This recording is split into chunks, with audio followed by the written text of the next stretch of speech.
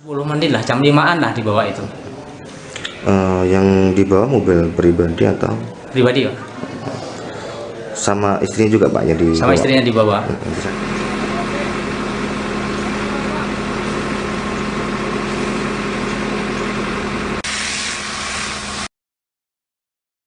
Sepuluh menit lah, jam 5-an lah dibawa itu. Yang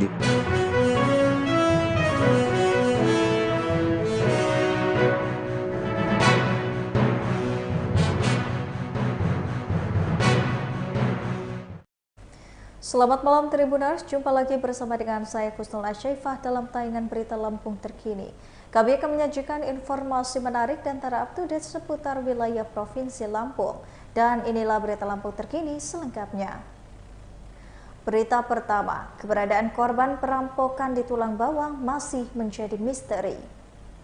Hilangnya Warsih, istri Mustam yang menjadi korban perampokan dan penculikan di Tulang Bawang, Lampung hingga kini masih menjadi misteri.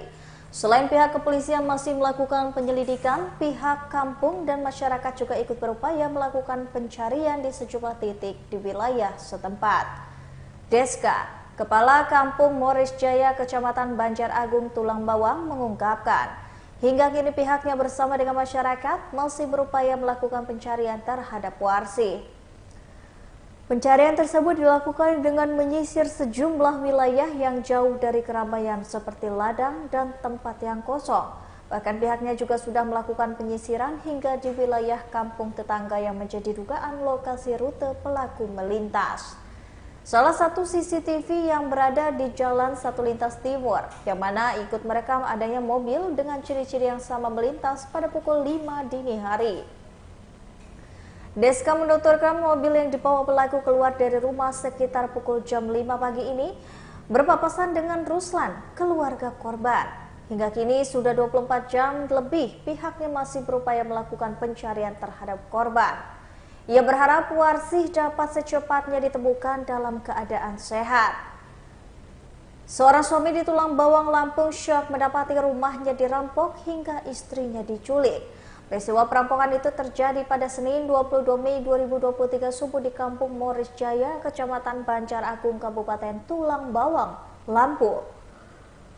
Korbannya Mustam, sedangkan istrinya bernama Warsih menghilang dalam peristiwa perampokan di Tulang Bawang itu. Sehingga menimbulkan spekulasi bila Warsih, istri dari Mustam, hilang karena diculik perampok. Pelaku perampokan dan penculikan di Tulang Bawang, Lampung juga sempat membawa kabur mobil korban, yakni Toyota Avanza berplat nomor BE 1693TY.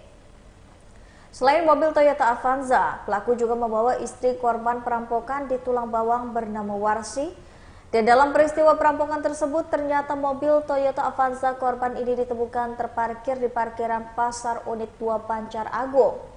Akan tetapi istri korban masih belum diketahui keberadaan pastinya. Petugas kepolisian dari Polres Tulang Bawang sudah melakukan penyelidikan terhadap perkara tersebut. Warga geger dengan kejadian perampokan disertai aksi penculikan yang terjadi di Kampung Moris Jaya, Kecamatan Banjar Agung, Kabupaten Tulang Bawang, Lampung. Dari kejadian perampokan di Tulang Bawang ini, satu mobil jenis Avanza dan korban atas nama Warsih yang merupakan istri korban Mustam diduga hilang diculik oleh pelaku.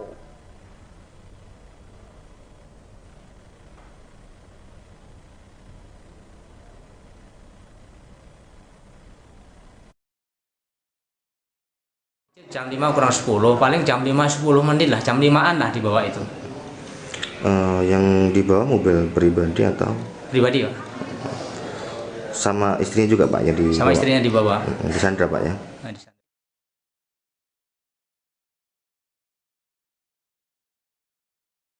Berita selanjutnya, 3 rumah di Mesuji dilahap si jago merah.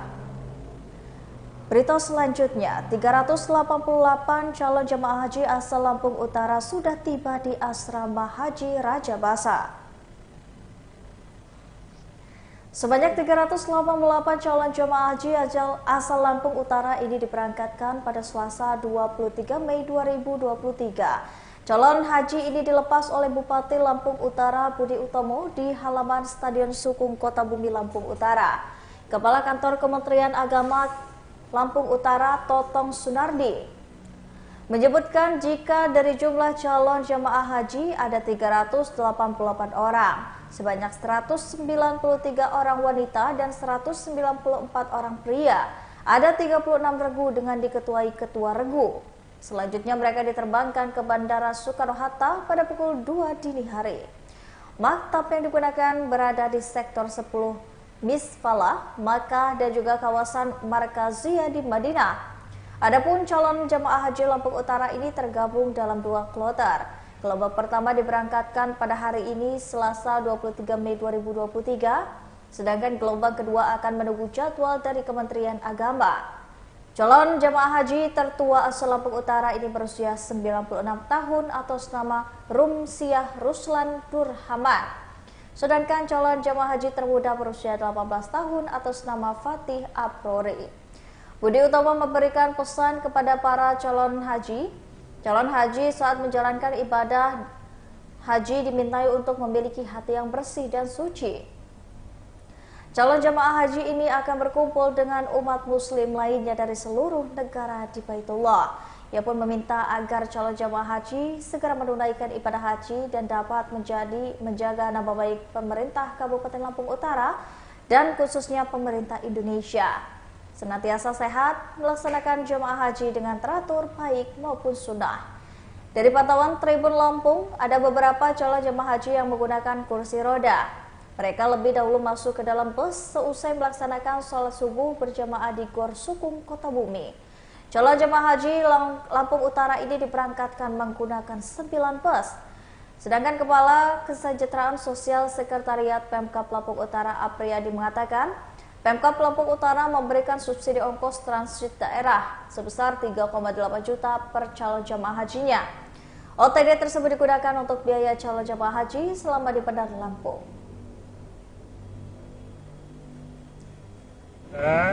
Tadi kurang lebih jam 9 pagi telah masuk rombongan kloter pertama dari Lampung atau JKK 3, jadi kloter ketiga nasional dan kloter pertama Lampung. Tadi itu sejumlah 385 jemaah. 385 jemaah ini sebagian besar dari semuanya dari Kabupaten Lampung Utara. Itu dari 385 tadi itu ada ada 5 orang petugas TPI, PPHI dan dokter dan paramedis. Itu jadi kita tadi masuk asrama, kemudian nanti di asrama tadi registrasi, kemudian pemeriksaan dokumen, kemudian memberi living cost, kemudian setelah memberi living cost, penyerahan paspor, penyerahan tiket domestik, kemudian nanti malam pada pukul 2.30 akan kita berangkat sama asrama haji menuju bandara, kemudian besok pagi berangkat terbang ke Madinah. Ini termasuk gelombang pertama keberangkatan jemaah haji dan termasuk kloter-kloter awal. Ini kloter ketiga nasional dan pertama. Ini alhamdulillah kita tadi kurang lebih jam 9 pagi telah masuk rombongan kloter pertama dari Lampung atau JKK 3, jadi kloter ketiga nasional dan kloter pertama Lampung. Tadi itu sejumlah 385 jemaah. 385 jemaah ini sebagian besar dari semuanya dari Kabupaten Lampung Utara. Itu dari 385 tadi itu ada. Berita selanjutnya, akibat hujan yang deras, Jalimpar Tanggamus tertutup oleh longsor. Longsor kembali terjadi di Patu Keramat, Kecamatan Kota Agung Timur, Tanggamus, Lampung pada Minggu 21 Mei 2023. Polres Tanggamus menerjunkan personelnya untuk mengatur lalu lintas di lokasi. Terdapat terdapat pula anggota TNI, BNPB, yang juga dibantu warga ikut membersihkan jalan dari material longsor. Humas Polres Tanggamus Ibtu Muhammad Yusuf mengatakan, longsor ini terjadi pasca hujan deras yang melanda Jalimpar, Pekon Patu Keramat, Kecamatan Kota Agung Timur, Tanggamus, Lampung. Longsor menutup sebagian badan jalan dari arah Kecamatan Gisting ke Kecamatan Kota Agung, Tanggamus. Dalam proses evakuasi material longsor, pihak damkar menerjunkan 1 unit mobil. Yusuf menjelaskan proses pembersihan material dilakukan secara manual. Pembersihan material itu dilakukan dengan cara menyemprotkan air ke lumpur bekas longsor dengan menggunakan mobil damkar. Alhasil, arus lalu lintas sempat tertutup kembali terbuka. Pembersihan jalan ini dilakukan oleh tim gabungan hingga pukul 11 malam. Hal itu dilakukan karena setelah membersihkan jalan masih licin akibat lumpur dari material longsor.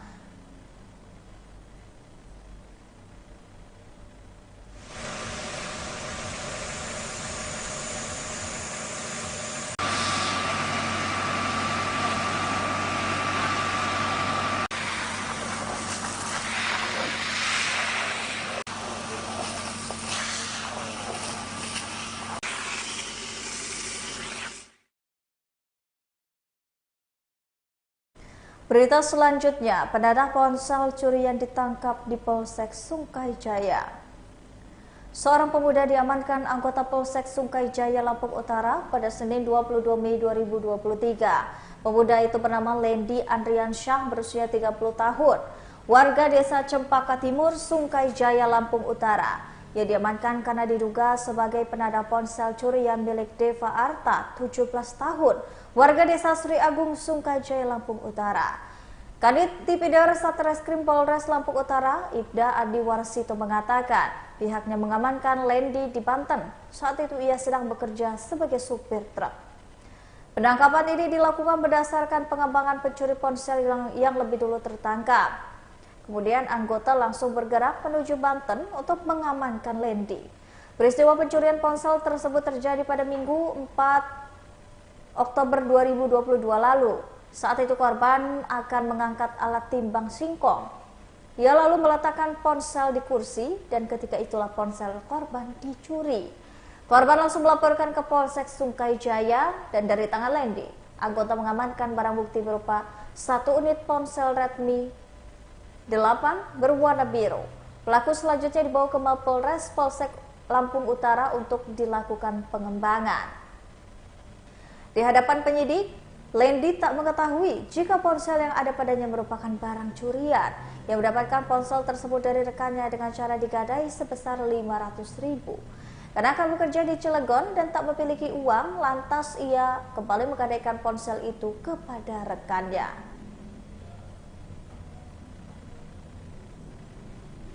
Laporan sendiri SK sendiri seperti SK yang di Sungkai Jaya. Ya. Jadi kronologinya adalah teman-teman opsional kita mengetahui informasi bahwa yang bersangkutan ada di seberang di Banten. Dan lanjutnya dipimpin oleh Kanit Presnya langsung berangkat ke sana dengan beberapa anggota Resmo Presisi dan didapati yang bersangkutan ada di persembunyiannya di Banten. Langsung kita melakukan penangkapan tanpa ada perlawanan. Berikut kita amankan barang buktinya. Motif pelaku atau tindakan itu? Pelaku itu dia mengambil handphone di tempat timbang. Itu berapa unit, Bang? 1 unit. Itu modus korban sendiri seperti apa, Bang? Korban? Iya. Korbannya itu bernama Dava. Dia bekerja di tempat timbangan tersebut. Dia modus operandinya pada saat korban hendak mengangkat alat timbang singkong, korban meletakkan HP miliknya di atas kursi. Kemudian pada saat korban hendak mengambil HP-nya, Terpilih sebagai Paskibraka Nasional, siswa SMA Negeri 2 Bandar Lampung dapat penghargaan khusus. SMA Negeri 2 Bandar Lampung memberikan penghargaan khusus kepada Agita Nazara setelah dinyatakan lolos sebagai anggota Paskibraka 2023 secara nasional. Kepala Sekolah SMA Negeri 2 Bandar Lampung, Hendra Putra mengatakan pihaknya sangat bangga terhadap Agita Nazara yang bisa lolos sebagai perwakilan Lampung dalam mengibarkan bendera pusaka merah putih di Istana Negara. Di ekskul ini, di dalamnya ada seksi paskibraka. Jadi memang anak ini sudah tergabung dalam ekskul tersebut pada saat pengibaran bendera di sekolah, ujar dari Hendra. Kepala Sekolah SMA Negeri 2 Bandar Lampung itu juga mengatakan Agita Zahra ini memiliki kepribadian yang baik, aktif, santun, dan pintar. Sebagai bentuk penghargaan, Hendra mengatakan pihaknya telah mencetak banner ucapan selamat kepada Agita dan diumumkan secara langsung di sekolah. Tak hanya itu, dalam proses Agita menjalankan pendidikan Paskibraka 2023, ia mengatakan akan memberikan dispensasi khusus. Yang bersangkutan ini baru kami terima sebagai siswa SMA 2 Bandar Lampung. Nah, kebetulan waktu kemarin atau tahun 2022 kita merayakan Hari Kemerdekaan RI dan anak ini tergabung dalam kelompok penaikan bendera kami gitu. Nah, kemudian ketika ada peluang untuk lomba di tingkat lebih lanjut, ya kami kirim gitu anak kita. Yang kita kirim itu ada 4 orang dan alhamdulillah kemarin 4-4-nya kan bisa masuk ke tingkat provinsi. Walaupun ketika dia nyampe di provinsi ternyata hanya 1 yang berhasil ke tingkat nasional gitu. Nah, yang 3-nya itu hanya sampai di tingkat kota sehingga nanti akan menjadi pengibar bendera di tingkat kota gitu pada saat peringatan 17 Agustus 2023 ini. Nah, khusus untuk anak kami ini memang kesehariannya sangat aktif gitu ya, baik dalam kegiatan-kegiatan di kelas, kemudian kalau kami ada kegiatan-kegiatan lain misalnya peringatan hari besar keagamaan atau hari besar nasional, memang tampil di dalam berbagai kegiatan sehingga bisa kita katakan anak kami ini multi talenta gitu ya. Selain berbakat dalam hal baris berbaris, kemudian punya juga kemampuan dalam hal akademik, punya kemampuan di dalam bahasa khususnya bahasa Inggris, kemudian punya juga attitude yang bagus gitu. Memang kepribadiannya sehari-hari memang tidak dibuat-buat ketika dia sudah masuk ke kelompok paskibraka ini gitu ya, tetapi memang kesehariannya memang attitude-nya sangat santun dan sopan gitu. Nah, kemudian kami juga istilahnya sangat mensupport gitu ya. Cara kami mensupport ketika ada lomba, anak ini tentunya kami berikan dispensasi gitu. Ketika diberikan dispensasi, maka seluruh guru-guru mendukung. Bahkan ketika dia dispensasi lomba itu, kalau misalnya ada kegiatan ulangan gitu, dia nggak perlu lagi ngikut ulangan. Kami sudah kasihkan nilai sebagai penghargaan atas prestasi yang dia capai dalam rangka mengharumkan sekolah. Gitu. Saya kira itu. Ya. Nah, Pak, ini selain Agita Nazara, nah kalau nggak salah dulu juga SMA 2 ini pernah juga ya mengirimkan siswa atau siswi gitu ya ke tingkat nasional untuk jadi pengibar bendera. Nah, terakhir siswa atau siswi kita yang terpilih untuk mewakili Lampung itu kapan sih Pak? Tahun berapa itu Pak? Sebenarnya kalau SMA 2 ini memang kalau dilihat dari sejarahnya sudah sering sebenarnya mengikuti atau meloloskan siswa yang sampai ke tingkat nasional gitu ya. Tetapi untuk yang saat ini memang sudah agak lama gitu. Tepatnya itu kalau nggak salah tahun 98 ya. Tapi kemarin pada waktu tahun 2020 dan 2021 itu anak kami ada sempat lolos ke tingkat nasional. Tapi karena berhubung kemarin ada COVID, di nasional itu pesertanya dibatasi, kemudian yang dari Lampung tidak diberangkatkan, jadi tidak berangkat gitu, masalah COVID gitu. Nah, maka tentunya dengan keberhasilan ini kami sangat senang dan bangga ya sebagai apa ya istilahnya obat dahaga dalam penantian yang sudah agak panjang gitu ya. Ya, tetapi sebenarnya belum terlalu lama juga kita sempat meloloskan itu. Nah, jadi gitu. Nah, pesannya untuk para siswa lain dengan adanya contoh Agita Nazara ini yang berprestasi, artinya pesan secara umum apa nih dengan siswa-siswi kita khususnya di SMA 2 nih? Ya, kami memang selalu menyampaikan pesan gitu ya bahwa siswa-siswi SMA Negeri 2 Bandar Lampung ini betul-betul harus selalu berada dalam koridor sesuai dengan visi sekolah kami. Visi sekolah kami itu adalah religius, berkarakter, cerdas, dan inspiratif. Artinya bahwa kami selalu memberikan pesan pada seluruh anak-anak kami tanpa istilahnya melihat si Agita, tapi selalu kami dengungkan bahwa anak-anak kita harus agamis gitu, jadi religius, kemudian harus berkarakter, kemudian harus cerdas dan inspiratif. Ketika 4 variabel ini dimiliki oleh anak-anak itu bisa berprestasi dalam bidang apa saja gitu.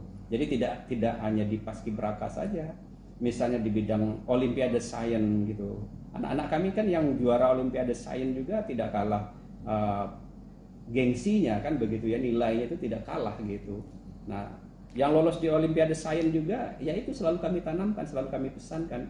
Pokoknya kalian harus punya sikap religius, kemudian harus punya karakter, punya kecerdasan. Bicara kecerdasan berarti kan harus belajar terus-menerus. Kemudian harus inspiratif. Inspiratif itu artinya bisa menempatkan diri sebagai teladan dari orang-orang lain atau teman-temannya yang lain. Jadi pesan yang selalu kami sampaikan bahwa seluruh anak-anak kami memang harus terbiasa memiliki prestasi-prestasi tertentu sesuai dengan kemampuan dan bakatnya masing-masing tentunya gitu.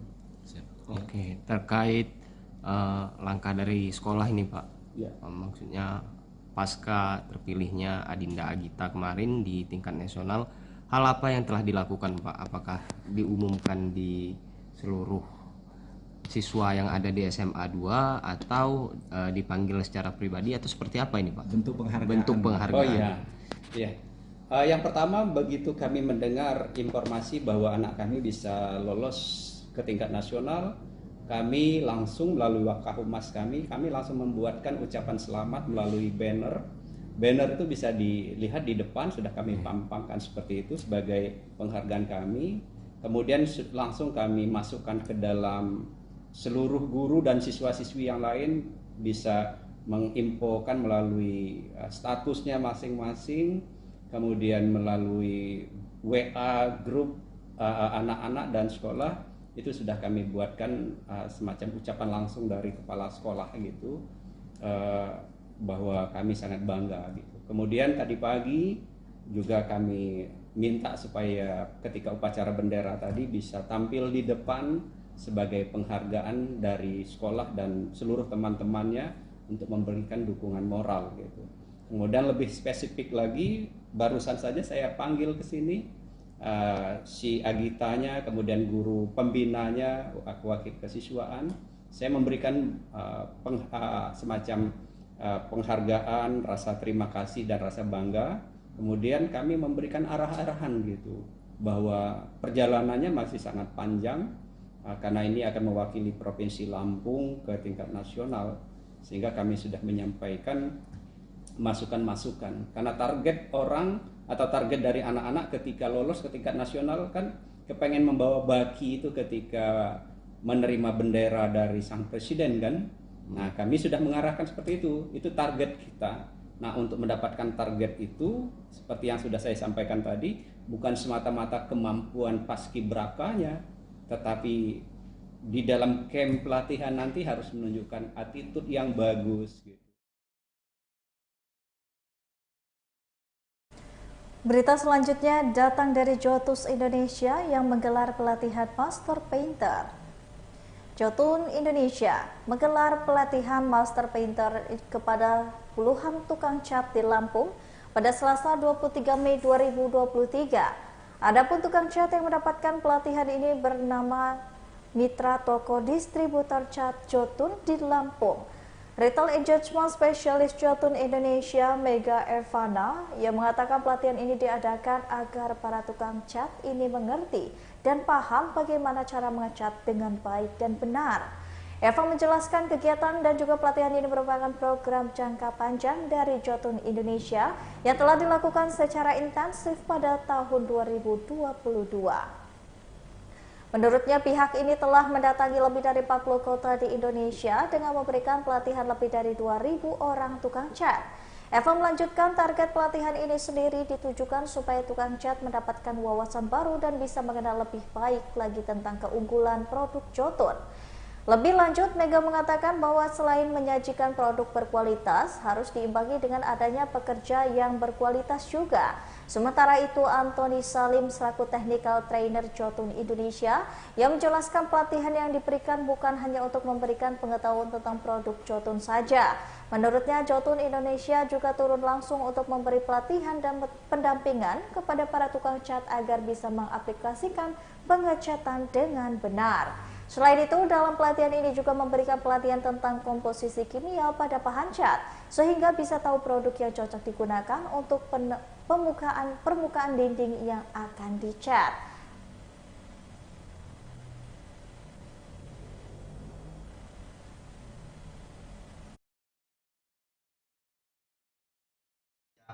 Kita nggak bisa langsung, oh mana dindingnya, oh yang ini, langsung mengecat. Sebenarnya nggak seperti itu ya. Tapi ada yang namanya persiapan permukaan, ya. Nah mungkin memang dari beberapa di sini masih baru ya sama konsep ini, tidak apa.